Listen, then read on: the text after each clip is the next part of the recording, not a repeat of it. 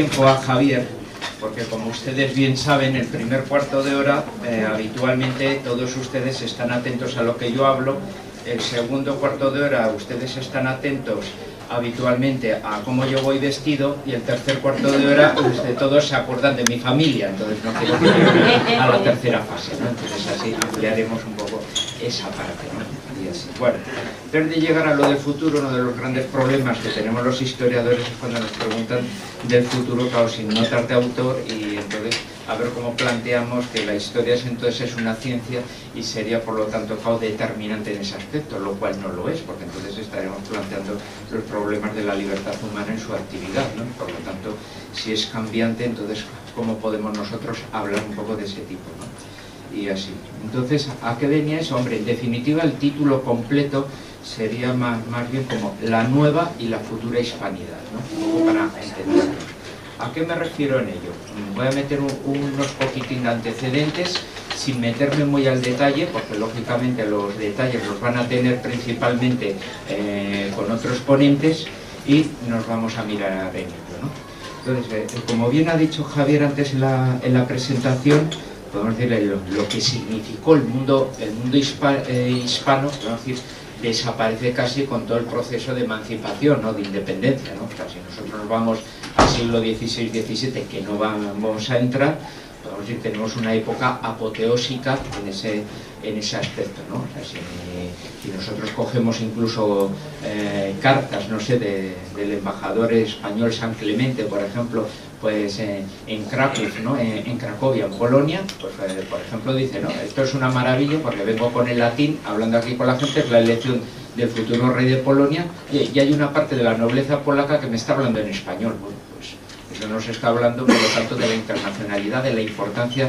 que tenía la cultura española, la religiosidad católica, y sobre todo la importancia que tenía España como primera potencia del mundo en el siglo XVI, en el siglo XVII y luego en el siglo XVIII como una de las tres grandes potencias del mundo, junto con Gran Bretaña, junto con Francia, ¿no? Y en el XIX, podemos decir, desaparecemos de la faz de la tierra, ¿no? En ese sentido, ya no pintamos nada a nivel internacional, y España casi pasa a ser un lugar, podemos decir, de guerras civiles, de enfrentamientos, y que a través de los viajeros, muchas veces británicos o franceses, casi nos venden como una especie de país exótico, o de cómo encontrar el Oriente incluso en España, ¿no? El descubrimiento de la Alhambra, etcétera, ¿no? O sea, que tendremos incluso unas visiones que plantearían incluso la duda del sentido de europeidad de España o no. O sea, que llegamos, como podemos ver, a un proceso casi de hundimiento generalizado. Este proceso, ¿qué significa con respecto a lo de la hispanidad? Por ejemplo, la cuestión ya de lo de los términos de hispanoamericano o latinoamericano, ¿no? Que eso ya les explicó bastante bien Javier Barrecoa, que es un buen amigo, ¿no? Porque siempre estamos mirando, podemos decir, mal a nuestros vecinos. Ahí está Francia siempre metiendo la nariz en nuestro ámbito americano, sí, pero nos olvidamos que nuestros parientes hispanoamericanos, en un momento en el cual España no pinta nada internacionalmente, ellos también tienen, por lo tanto, su parte de culpa en el sentido de sentirse latinoamericanos con orgullo, y uno solo tiene que ver las biografías de la élite criolla, un poco americana en ese momento, y para ellos París es la nueva Roma, la capital de la cultura latina, de los hijos de Roma, y desde luego Francia es el referente en todos los aspectos, no solo en aspectos, podemos decir, laicos, liberales, sino incluso el catolicismo que se bebe en América es un catolicismo que se bebe, podemos decir, filtrado desde Francia. Entonces podemos decir, tanto lo bueno como lo malo proceden de Francia. Y España únicamente tiene alguna participación por motivos de sangre. Hace un momento comentaba, por ejemplo, la anécdota de un magnate conservador chileno que decía, qué maravilla que tengo que viajar a Europa, voy a viajar por París, la capital de nuestra raza, de nuestra cultura, en esos planos hablando, y bueno, luego tengo un tema testamentario que tengo que desarrollar en Guipúzcoa, ¿no? Porque se ha muerto un hermano de mi abuelo y entonces tengo unos problemas allí que eso. Entonces, el tema de España era un tema familiar interno, pero el tema de cultural, de sentido de identidad, era ese, ¿no? Podemos ver igual, por ejemplo, de Novales, el venezolano que estuvo en la Primera Guerra Mundial, por ejemplo, en Europa, y sirvió como oficial turco en el ejército turco, y dice, bueno, yo me presenté en Europa y lo primero que hice es ir lógicamente al centro de nuestra raza, a París, ¿no? A ver cómo los venezolanos podíamos luchar al lado de los franceses frente a la raza germana, ¿no? Estamos hablando de 1914, ¿no? Así se sentía un venezolano, ¿no? O sea, hermano de los franceses, ¿no? O sea, podemos decir que en ese aspecto todo ese culmen de Latinoamérica y España, pues en ese momento no pinta nada. Estamos hablando de la España de la Restauración, de la España en ese sentido, podemos decir, de inicios del siglo XX, ¿no? ¿Cuándo empieza un poco ese proceso? Yo ya no me voy a meter allí, porque hay una estupenda conferencia de don Carlos Ibáñez que lo va a explicar. Es todo lo de Juan Carías Vizcarra, de Ramiro de Maeztu, y es el nacimiento un poco de ese periodo de la hispanidad precisamente en Argentina, ¿no? En Buenos Aires, donde España va a coger también una parte de llama, pero donde Argentina, que no es España, es un país que está desarrollado, que está eso, y empieza a tener ese sentido de orgullo de su propia cultura, etcétera. Eso, por lo tanto, lo dejo ya un poco allí para que sepan ustedes quién es don Zacarías, ¿no? Entonces ahí es donde ya va a empezar, que no es mi labor ya esa parte. ¿Cuándo va a empezar a coger ya más fuerza? Y nos vamos acercando un poco al núcleo de la conferencia.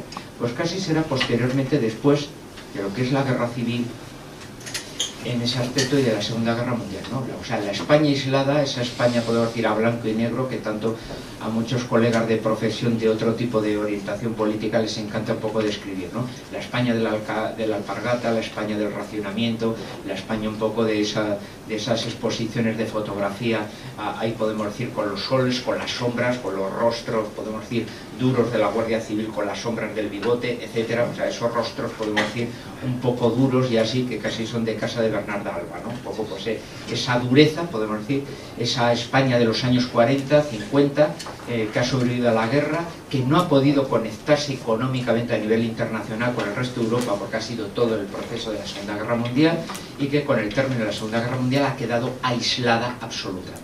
Y España necesita abrirse diplomáticamente y no tiene un reconocimiento internacional, solo tenemos reconocimiento del Vaticano, de Irlanda y poco más, ¿no? Y unos embajadores de la Europa del Este, los cuales se representan a sí mismos y a los 4 exiliados anticomunistas que viven en España, y nada más, ¿no? Entonces hay que abrirse, y hay que abrirse con una nueva mentalidad. Hay que esconder las camisas azules falangistas, que pueden recordar una cierta estética fascista, y hay que dar una imagen católica, anticomunista, etc. Es el momento en que el Ministerio de Asuntos Exteriores será ocupado por gente de Acción Católica.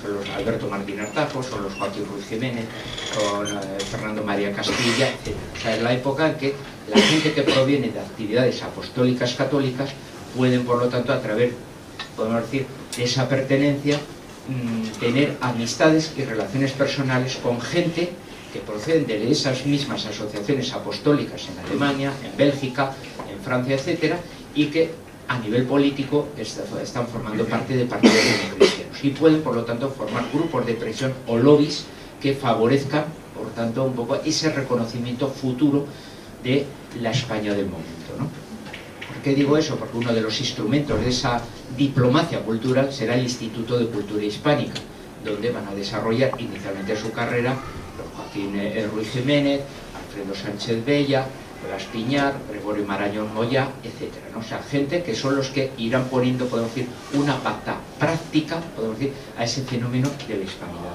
¿Qué importancia tiene de esto? Y ya lo voy a dejar porque no es un poco el tema, pero para que vayamos entendiendo. Sobre todo en los años 40 y 50, el Instituto de Cultura Hispánica va a desarrollar un poco esa faceta. O sea, una faceta con un objetivo claro. Necesitamos el reconocimiento de España, hay que crear lobbies, hay que crear grupos de presión, y por lo tanto hay que restaurar esa imagen, por lo tanto, de hispanidad. Si España necesita tener un reconocimiento a nivel de ONU, necesita tener por lo menos 40 o 50 países que, a nivel siempre de las medidas de la ONU, voten a favor de España. ¿Qué países van a ser esos? Pues los países hispanoamericanos, por lo menos una veintena de ellos. Hay que hacer todo lo posible a través de la cultura para conectar con ellos y que ellos siempre voten favorablemente a favor de España. Y luego lo que se denominó la tradicional amistad hispano-árabe con los países árabes que se están independizando en aquel momento. Y por lo tanto, con esos dos bloques, vamos a decir, iniciar esa recuperación de reconocimiento internacional en ese sentido. Entonces, el tema de la hispanidad en los años 40 y 50 tiene una visión, podemos decir, muy pragmática, que es que se asiente el reconocimiento internacional de una España aislada en aquel momento, ¿no? A través de las amistades católicas o fomentando esos nuevos lobbies. ¿Cómo se va a hacer?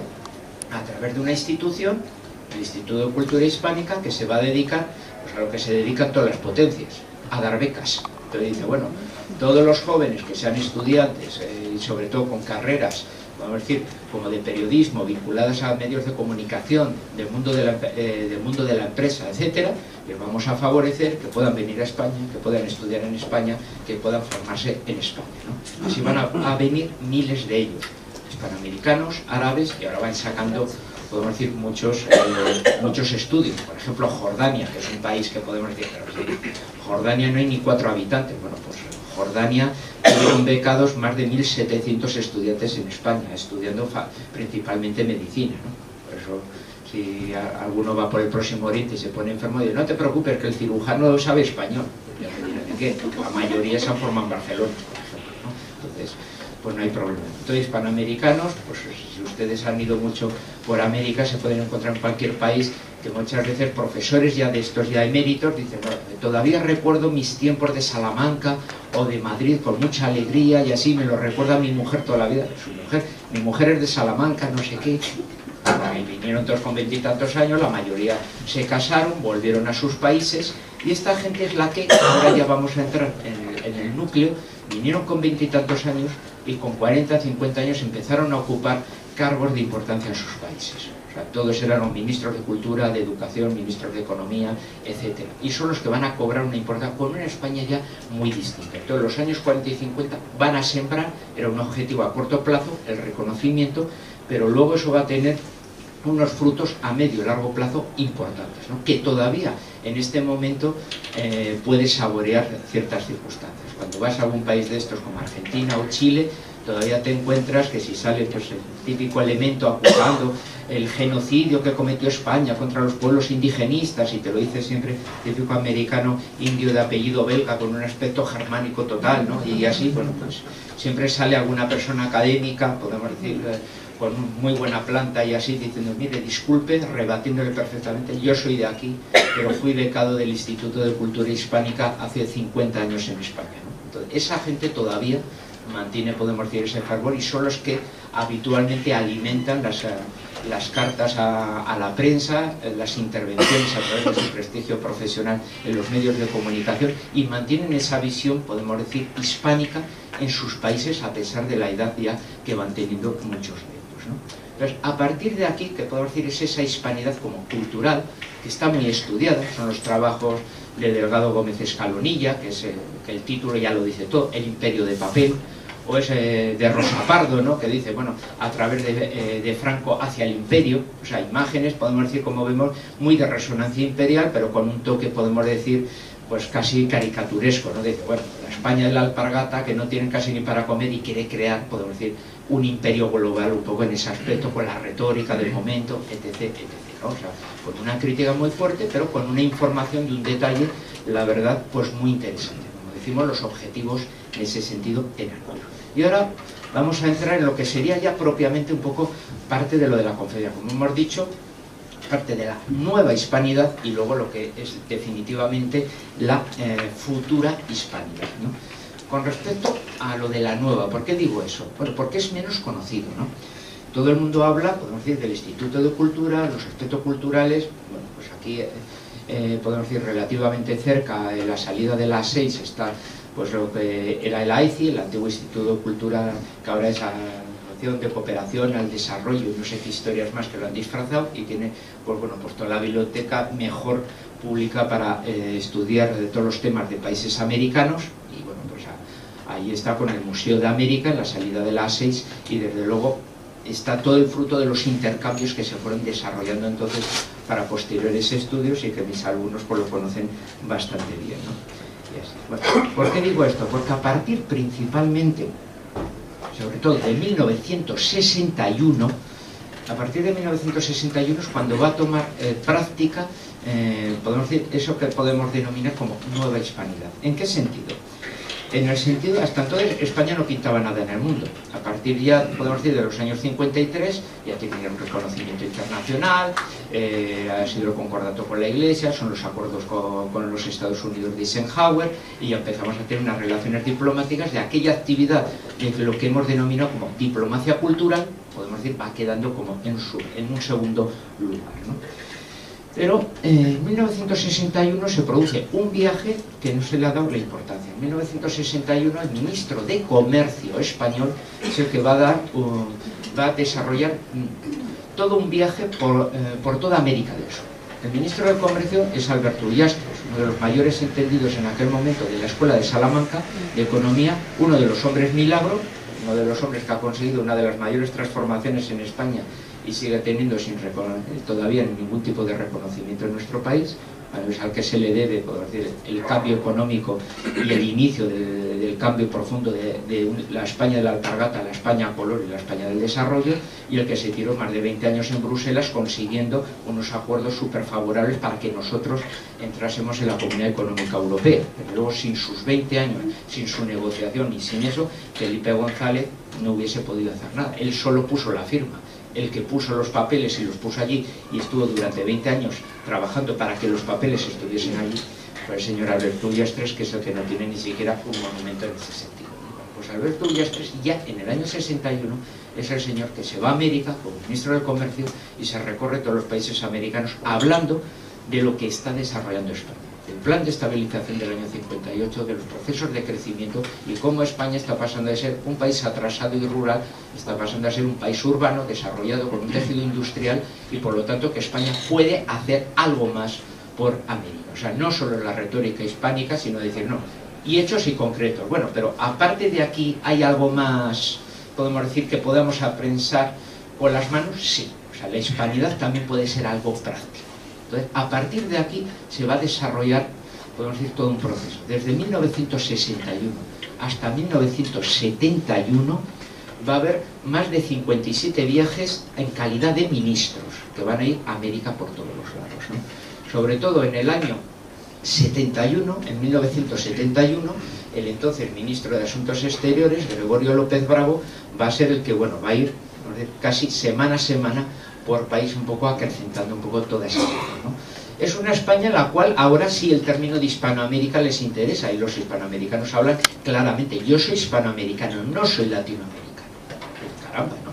Y ese sentido de orgullo, ¿qué pasa? Acabas de descubrir tu ascendencia española, acabas de descubrir la realidad de la hispanidad y así, sí, y acabo de descubrir, ¿no?, lo buenos que son todos los convenios y los proyectos y los millones de dólares que España presta unos créditos sin intereses a nuestros países, ¿no? Entonces podemos decir, España ha dejado de ser un país abandonado, ha dejado de ser un país con una retórica, es un país ahora que puede ayudar y que es un modelo de desarrollo.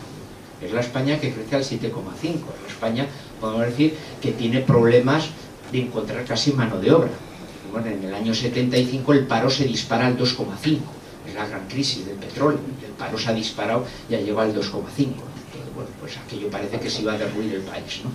Y así, ¿no? Bueno, pues es la España, podemos decir, un poco en pleno crecimiento, en plena transformación, y que está dando esa imagen, podemos decir, de nuevo desarrollo, y que España ya ha pasado por esas vías de su desarrollo y por lo tanto no solo plantea un modelo económico a desarrollar con un catolicismo como Estado confesional en aquel momento, sino que además, podemos decir, puede invertir y quiere ser un poco como el líder de un bloque hispánico ya en la práctica, ¿no?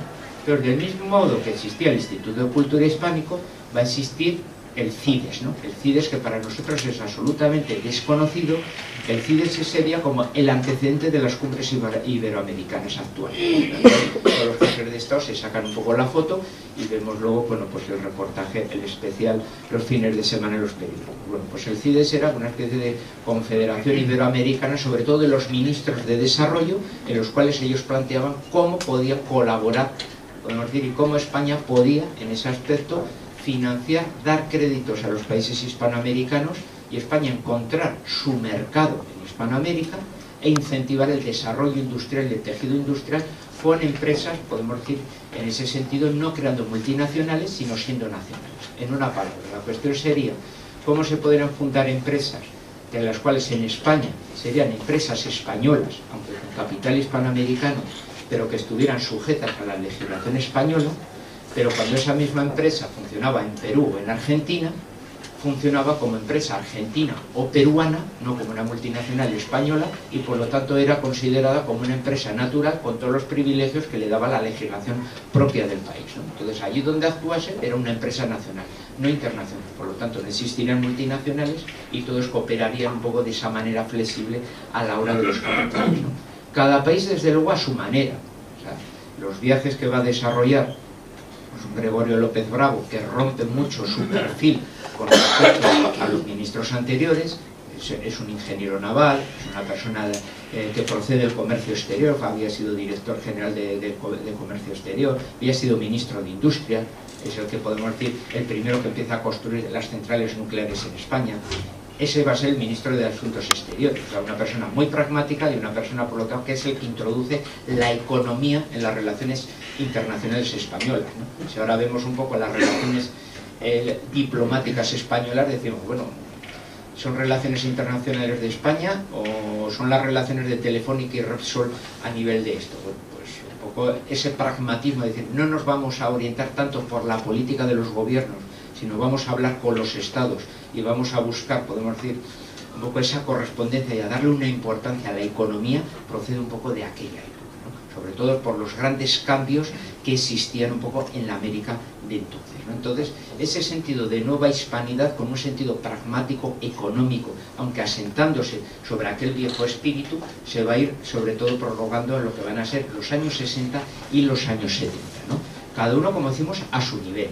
O sea, que cuando se está en Paraguay y sale el embajador español Ernesto Jiménez Caballero presentando al general Stroessner allí al ministro español, pues lo que quieren son convenios culturales y convenios de formación profesional. Cuando se está en Bolivia con Hugo Banzer, son también convenios, podemos decir, sobre todo de secundaria de formación profesional. Cuando es en Chile, primero con Eduardo Frei, que hace unas grandes alabanzas a la España del momento, él que siempre ha bebido, podemos decir, del catolicismo de Maritain, por ejemplo, pues cuando se llega a la época de Allende, Allende es de los grandes amigos de contactar esos convenios. Ahora ha salido, por ejemplo, un libro en Chile que habla la gran amistad del Chile de Allende con la España de Franco del momento. Eso es imposible, no sabía sus entendimientos. ¿Qué le interesaba a Chile? Pues lógicamente no un convenio cultural ni un convenio de formación profesional. Le interesaba un convenio para la transmisión de tecnología nuclear a Chile. O sea, lo que quería era que España le pusiera una central nuclear, que no llegó a tiempo. Eso era lo que quería. ¿Nosotros se lo íbamos a dar? Pues sí. Entonces, cada uno está un poco en ese tipo. Entonces, con Argentina estamos a otro tipo de niveles, hablando ya, podemos decir, de unas visiones estratégicas y de una transmisión, podemos decir, de tecnología en plena Guerra Fría, muy, en ese sentido, importante, como puede ser la energía nuclear para uso pacífico a un país que consideramos hermano y que puede ser utilizable en ese aspecto, ¿no? Por lo tanto, España está jugando fuerte, está jugando a ser un poco una potencia en ese tipo de ámbitos. Con algunos países, como decimos, con unos niveles, bueno, pues a ese tipo de niveles, con otros países a unos niveles muy altos, como es la transferencia de tecnología nuclear, por ejemplo, ¿no? En ese aspecto. Estamos hablando de 1971, ¿no? En ese sentido. Entonces, como vemos, ahí ya la hispanidad, en fin, empieza a tocar, es decir, cuestiones propias, e incluso ya se habla de que las propias asociaciones de libre cambio, como el ALAL, que reunía a gran parte de los países hispanoamericanos, porque España y Portugal no pueden ser miembros. O sea, desde España se está promocionando, intentando que esos grandes bloques económicos hispanoamericanos puedan incluir a España y Portugal dentro de ellos y puedan jugar un campo directivo, podemos decir, a nivel político. ¿Eso va a tener alguna trascendencia? No, como estamos diciendo, es 1971, a partir de 1975 desaparece toda esta política, desaparecen los intereses e incluso se dejan ya de financiar todo esto y desaparecerá gran parte de todo este tipo de asociacionismo, ¿no? O sea, el CIDES, por ejemplo, que dependía de la Escuela de Administración de Alcalá y que se dedicaba a formar a niveles, sobre todo, de conocimientos financieros y económicos a funcionarios de categoría A, tanto españoles como preferentemente hispanoamericanos, se dejará de financiar y se romperá ya ese tipo de cursos de formación. Ahora, gran parte de los funcionarios de ese tipo de categoría que existirían en Hispanoamérica estarían todos formados en España. Imaginémonos a niveles de volumen, por ejemplo, qué significaría eso para nuestras empresas, ¿no?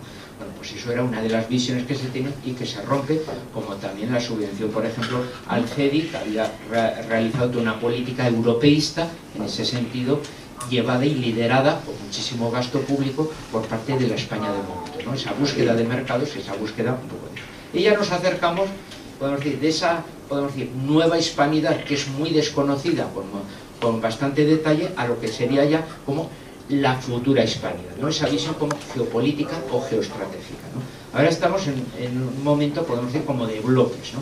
Los países árabes se mueven un poco a través de la Liga Árabe, los rusos les vemos también claramente, es una Unión Eurasiática con antiguas repúblicas que habían formado parte de la URSS, sobre todo la cooperación de Shanghái, en la cual han hecho una alianza económica, política y estratégica Rusia y China, y en la cual en junio de este año, por ejemplo, ya han pedido y se han integrado como miembros estables la India y Pakistán, ¿no? Y ha solicitado Irán también formar parte.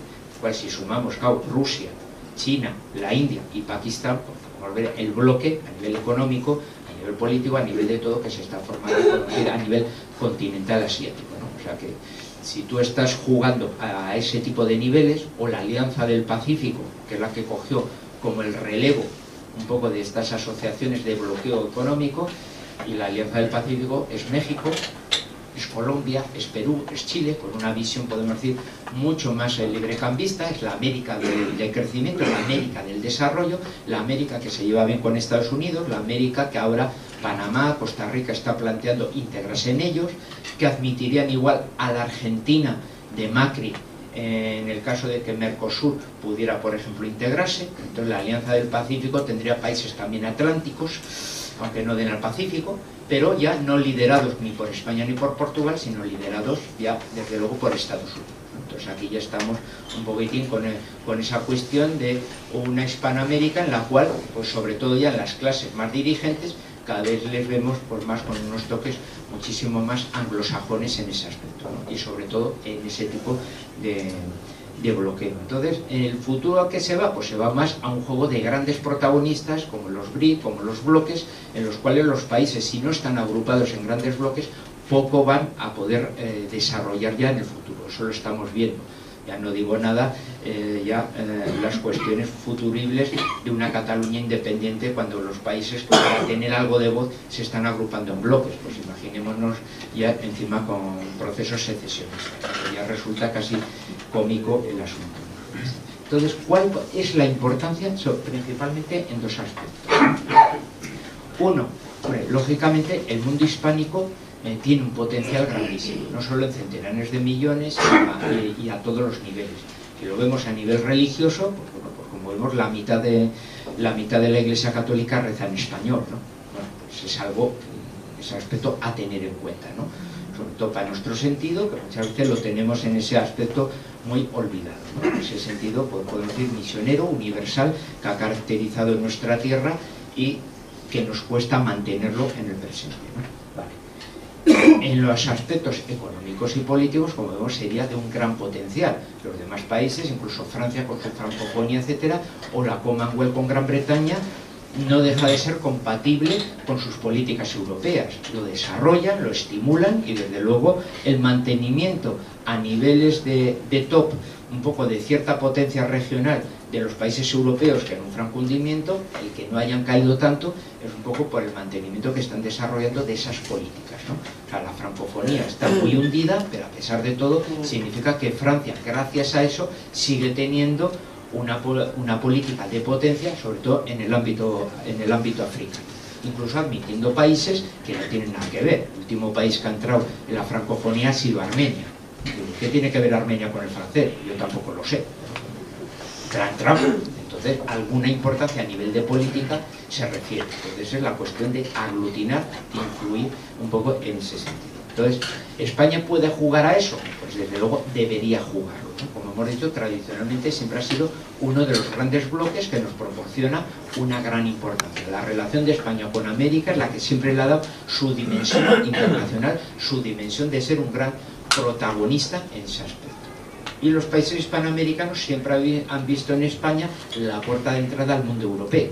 Cualquier empresa mexicana o peruana dice: España pertenece a la Unión Europea y por lo tanto, perteneciendo allí, podemos entrar al gran mercado europeo, y viceversa, ¿no? joder, todo el mundo que pertenecemos aquí al mundo universitario académico sabemos que España es un país que se denomina llave, ¿no? Igual que Rusia es el país llave para entender el mundo eslavo, o Egipto es el país llave para entender el mundo árabe. Todo lo que sucede en Egipto tiene, por lo tanto, una repercusión en el mundo árabe. España tiene también todavía ese tipo de particularidad, para lo bueno y para lo malo. Para lo bueno, todas las circunstancias, podemos decir, culturales, religiosas, etcétera, rápidamente a través de España se transmiten a América. Y lo malo también.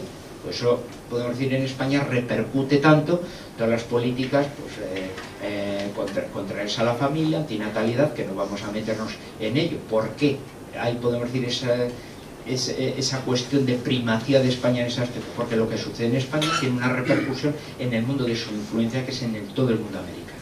Por eso podemos decir, lo que sucede en España no solo queda dentro de nuestras fronteras, repercute luego, posteriormente, al poco tiempo, en todas las políticas que se vayan a desarrollar en América. Entonces somos un país llave que tenemos mayores consecuencias en todo tipo de aspectos en ese aspecto. Por eso, podemos decir, a nivel geoestratégico, en todos los aspectos, de mantener unas ciertas tendencias, pues tiene muchísima importancia la hispanidad. Por lo tanto, para lo bueno o para lo malo, España tiene, podemos decir, esa labor de eco que desarrolla un poco en ese sentido. Incluso las propias multinacionales mandan sus equipos jóvenes que aprendan español en España, estén en un país sin problemas de seguridad en la calle, se formen aquí, adquieran nuestra cultura, nuestra lengua, y son los futuros dirigentes de sus empresas en Hispanoamérica, ¿no? Entonces dicen, no, yo voy a llevar Volkswagen en Perú, y entonces me han tenido 3 años en España, pues aprendiendo la cultura, el modo de un poco de vivir, y luego voy a estar en Perú. Ya sé que es distinto, pero lógicamente son circunstancias, y por lo tanto España sigue teniendo un poco ese tipo de valoración todavía, que no lo sabemos en ese sentido aprovechar, ¿no? Hay países, sobre todo los centros de estudio estratégico de muchos países, que sí están ahí. Cuestiones novedosas, por ejemplo en Argentina, me lo apunté, que Argentina decía, bueno, ¿por qué por ejemplo Argentina, que está en el hemisferio sur, no tiene un punto de influencia en África? Y estaba Argentina a ver cómo podía potenciar su relación a través de la hispanidad, por ejemplo con Guinea Ecuatorial. País con petróleo, país de cultura hispana, y un país que le permite, podemos decir, entrar en ese aspecto en el mundo africano, ¿no? O sea, que como vemos, bueno, pues los demás también van teniendo sus protagonismos. Desde luego el futuro de la hispanidad no va a estar tanto liderada por España, aunque tenemos un puesto importante, sino por otro tipo de países que ya, por peso económico, por peso demográfico, lo van a tener mayor. Si México no tuviera el peso, por ejemplo, de la violencia que tiene, México ya estaría ahora en unas alturas jugando ya de potencia. Y México es uno de los países, por ejemplo, observantes actualmente en el BRIC. Actualmente está en el comité y dice, bueno, ¿y qué pasaría si actualmente México empezaría ahora, debido a la presencia de Trump, a jugar con que, oiga, y si nos metemos en el BRIC, como en Sudáfrica, con la India, con China y Rusia, ¿qué sucede? Pues, en fin, ¿no? O sea, que como vemos hay muchas cartas y muchas movilidades. O sea, un mundo hispanoamericano que tuviera unos mínimos de conducta transversal a esos niveles tendría su importancia. ¿Sobre qué se asienta la hispanidad? Y voy a ir ya terminado para dejar el coloquio. Lógicamente sobre 2 puntales importantes, que es la cultura y que es la religión. Y como vemos, muchos de estos aspectos están, podemos decir, semitocados. En las décadas anteriores eran, podemos decir, los aspectos más refulgentes. Ahora son los aspectos que más bien pues, han quedado como neutros y se pretenden no tocar. ¿Por qué digo que son importantes? Especialmente, por ejemplo, en el aspecto estadounidense, ¿no?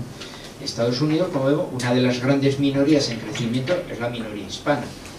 Ahora, si la hispanidad se asienta en el aspecto cultural y en el aspecto religioso, ¿cuál es la situación de los hispanos en Estados Unidos? A nivel cultural, el español, claro, si no lo defendemos como una cultura, como una lengua, podemos decir, de tipo de vanguardia, pues es dice, bueno, esta es la lengua de los inmigrantes, la lengua de los pobres, es la lengua de los sirvientes, ¿no? Si tú hablas inglés, eres de clase media. Si tú hablas el español, pues lógicamente tururú. Entonces, ¿qué es lo que hacen los hispanos? Para la segunda o tercera generación, hablar todos en inglés y el español que ahí se quede. Entonces, no es una lengua que compita con el inglés, es una lengua que se mantiene gracias al flujo abierto de migración continua que queda allí y que por lo tanto hay un mercado de 40, 50 millones de personas que cada vez se alimenta más, y eso es lo que hay que potenciar. Pero claro, un español que se transmita y que tenga toda su riqueza en todos los aspectos. Si es un idioma que exclusivamente se queda en los sectores bajos, lógicamente nadie quiere vivir en un sector bajo. Todo el mundo quiere que su hijo y su nieto sea mejor que él, y por lo tanto no le va a potenciar en una lengua que le va a calificar como de un sector que está bajo, ¿no? Entonces, o se hace para que tenga un reconocimiento a nivel científico, a nivel educativo, etcétera. A nosotros nos pasa porque nos obligan los profesores casi exclusivamente al uso del inglés. Y si vemos incluso en las últimas elecciones, los programas que no se lee absolutamente nadie, los programas educativos, por ejemplo, que hablaba, por ejemplo, Ciudadanos, si Ciudadanos hubiese ganado las elecciones generales, ahora en este momento esta conferencia se estaría desarrollando en inglés, porque era casi el abandono absoluto del español como lengua educativa. Entonces, estamos a esos niveles. O sea, si España misma no potencia ni su propia lengua a nivel de considerar el español como una lengua científica de primer nivel en ese aspecto, entonces ¿de qué estamos hablando? Cuando estamos hablando de uno de los puntales de la hispanidad, es precisamente nuestra personalidad cultural, ¿no? Entonces, claro, ese es uno de los aspectos. Si queremos que la hispanidad tenga un futuro, uno de los potenciales será darle ese sentido de orgullo y ese sentido, vamos a decir, de preeminencia, de que el español es una lengua internacional, es una lengua que se puede utilizar a nivel cultural, a nivel científico y a nivel económico. Si no tiene esa importancia, pues apague, vámonos. No vamos a ser ciudadanos que hablemos un inglés malo de segunda categoría, que nunca podremos competir con los anglosajones de primera. Por eso hice la anécdota del siglo XVI, que la gente aprendía español porque España era la primera potencia. No digo que no haya que aprender el inglés, hay que aprender el inglés, pero sin dejar de pensar en español, que es distinto.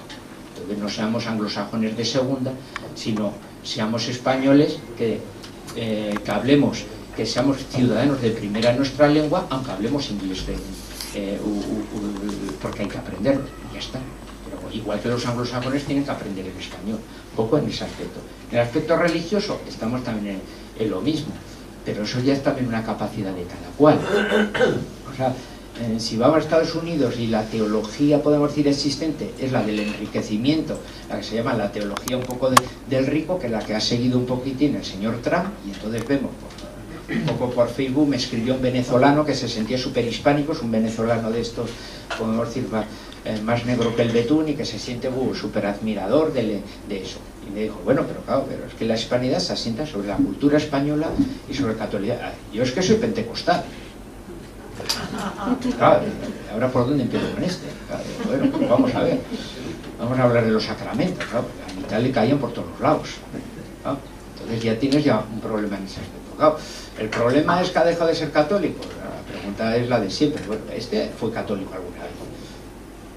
O sea, como hemos dicho, el tema cultural es un tema diferente. El tema religioso, sobre el cual se asienta la hispanidad, y en definitiva es cómo vivir el catolicismo a través de nuestra cultura española, eso no es una responsabilidad política, es una responsabilidad de cada cual. Si nosotros nos preocupamos de nuestra formación y cualificación profesional, del mismo modo que nos preocupamos de que se alimenten nuestros hijos y crezcan de buena salud, nos preocupamos de la misma manera también de nuestro crecimiento y formación espiritual. Porque lógicamente cuando no tenemos ese proceso de crecimiento y nuestra fe se queda anclada en una fe de 6 o 7 años, cualquiera nos puede rebatir. Y lo vemos en la calle. Este señor puede ser ingeniero de industrial, pero desde luego si no ha entrado en una iglesia desde la primera comunión, lógicamente le rebates la fe solo con 2 tonterías. Entonces, claro, es muy fácil que se conviertan a una cuestión de la teología de la prosperidad, que son los nuevos pentecostales, etc. Entonces, si queremos mantener un futuro de hispanidad en la cual el mundo sea menos uniforme y homogéneo, en la cual podamos tener una capacidad también de primer orden a nivel cultural y a nivel religioso, también en parte tenemos que tener aquí, bueno, pues una participación individual de cada cual, ¿no? A nivel cultural, enriquecimiento de nuestra cultura, pero también a nivel religioso, a nivel particular, potenciando ese crecimiento interior dentro de nuestra catolicidad, que es lo que va a impedir en muchos casos un poco esa llegada de un protestantismo con un punto de vista completamente diferente, que puede socavar lógicamente el edificio un poco de la hispanidad, ¿no? Así que, como vemos, bueno, el futuro puede ser, si lo construimos nosotros De esa manera, lógicamente, puede ser un futuro positivo. ¿Que no lo hacemos? Pues es un poco lo que decíamos. Yo no voy a predecir el futuro. ¿Se puede construir un aspecto positivo? Sí, pero siempre teniendo en cuenta pues que lo construimos nosotros y podemos orientarlo un poco en esa dirección. Así que no les aburro más. Gracias.